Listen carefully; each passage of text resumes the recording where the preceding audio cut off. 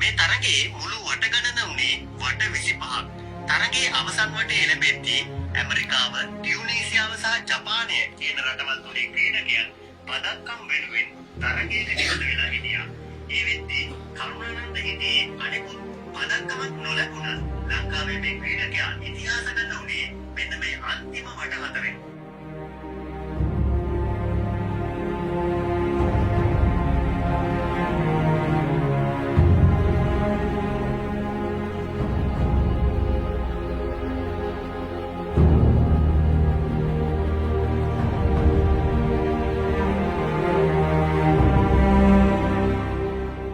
හොඳයි මම ගන්න රණතුංග ඔලිම්පික් ක්‍රීඩක ආර්ජික කරුණානන්ද මහත්තයාගේ පුතා.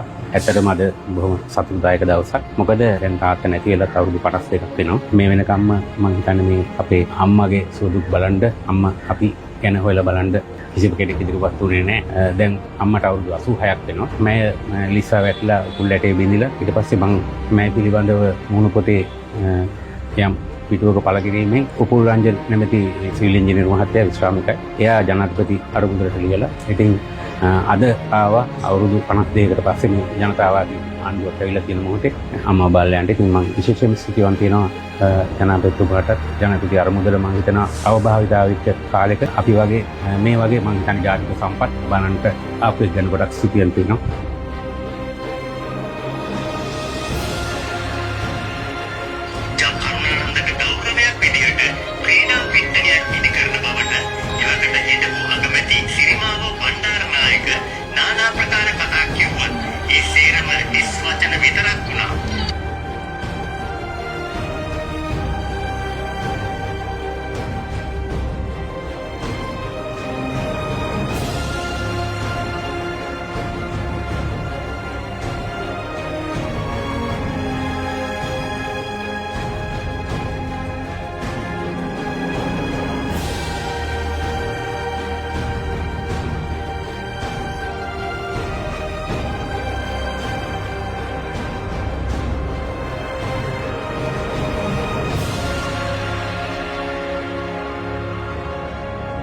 අපි අද ඉන්නේ මේ 1964 ඔලිම්පික් කුලලේ ධාවන ඉසව්වකට සහභාගී වෙලා ලෝකෙම හඳුනාගත්තේ අපරාජිත පරාජිතය ලෙස කරුණානන්ද මහත්තයාගේ නිවසේ. එතුමා මිය ගිහලා දැන් වසර 50කට වැඩි. නමුත් එතුමාගේ බිරිඳ පෙරර මහත්මිය පසුගිය දවස්වල රෝගාතුරව ඉන්නවා කියලා අපිට ආරංචි වුණා. ඉතින් අපි මේක මුහුණ පොතේ දැක්කට පස්සේ අපි මේ සම්බන්ධයෙන් මැදිහත් වෙලා එතුමියගේ ප්‍රතිකාර කටයුතු වලට ජනාධිපති අරුමුදලින් යම් කිසි දෙයක් කරන්න පුළුවන් කියලා තීරණය කරලා මීට කලින් අපි මේ නිවසට ඇවිල්ලා පරීක්ෂා කරලා බැලුවා. ඒ නිසා මේ වෛද්‍ය ප්‍රතිකාර වලටත් සහ රෝවාට රැගෙන යාම සහ ඒ අදාළ අයට අවශ්‍ය පෝෂණ ආහාර ද්‍රව්‍ය ලබා දීම සම්බන්ධව මැදිහත් වෙලා ජනාධිපති අරුමුදලින් තීන්දුවක් අත්තා මාසයකට එතුමියට රුපියල් 20000ක දීමනාවක් ලබා දෙන්නේ සියලු දේවල් සඳහා. ඉතින් අද සිදු කරේ චෙක්පත බාර දීම නිවසටම ඇවිල්ලා මේක ජනාධිපති අරුමුදලින් අපි මෙවැනි ඇගේ යුතු පුද්ගලයන්ට යම්කිසි මැදිහත් වීමක් කළ යුතු පුද්ගලයන්ට දිගින් දිගටම අපි මැදිහත් වෙමින් යනවා. මීට පෙර ජනාධිපති අරුමුදල